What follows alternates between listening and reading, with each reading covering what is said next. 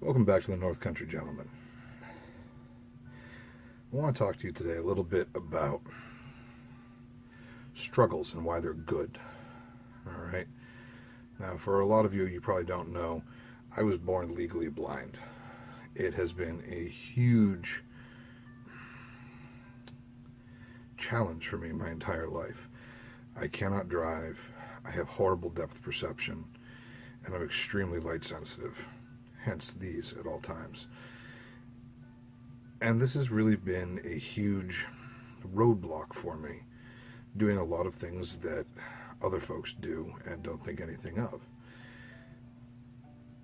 But I don't see it as a detriment.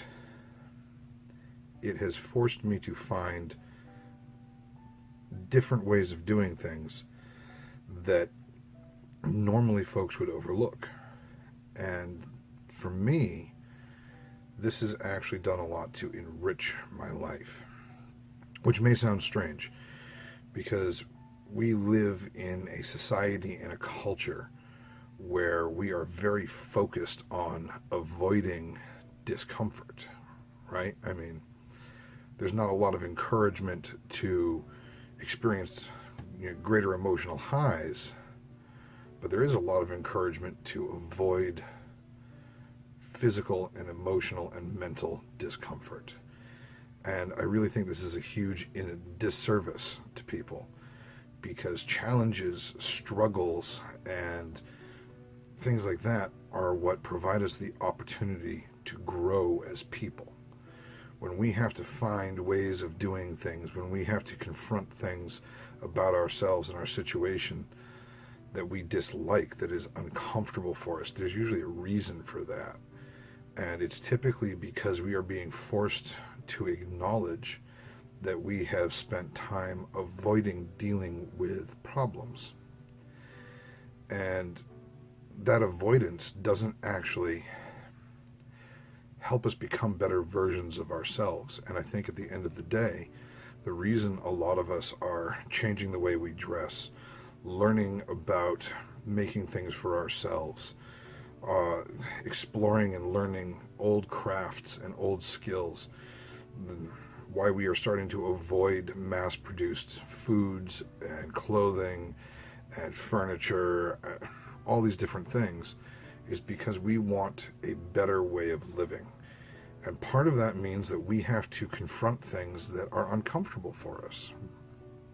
I mean, it is much easier to say, oh, I have an extra $10. I'm going to run down to, Voldemort and pick up a quick, cheap throwaway shirt because I have an interview on Friday, than it is to say, plan ahead, knowing that you're going to have interviews coming up because you just put your resume out there again and you're looking to change your position, improve your job, what have you.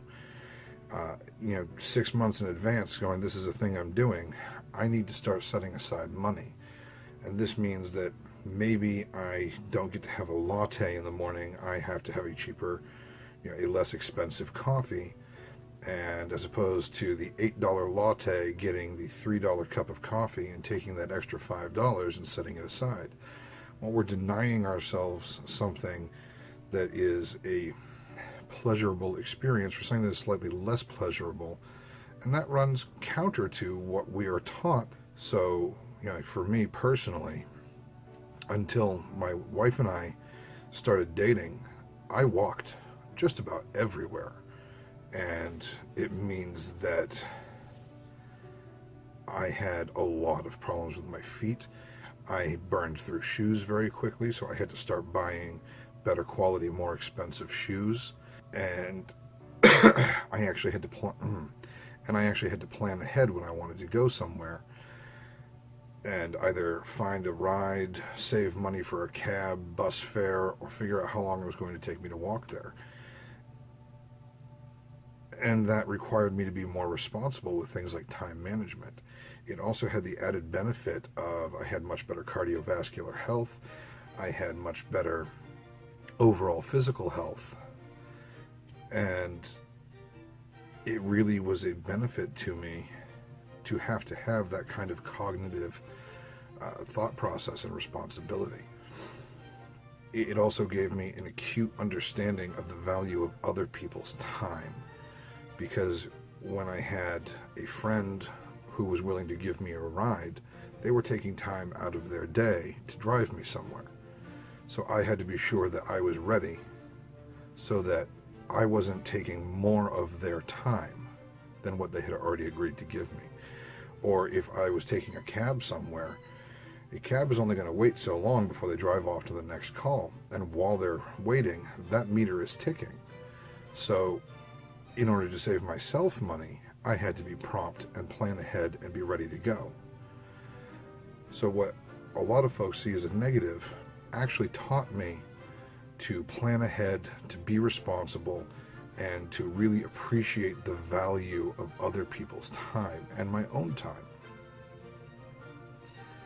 It gave me a problem-solving capacity that for a lot of folks they don't have, because it's just walk out, jump in the car, turn the key, drive wherever you need to go.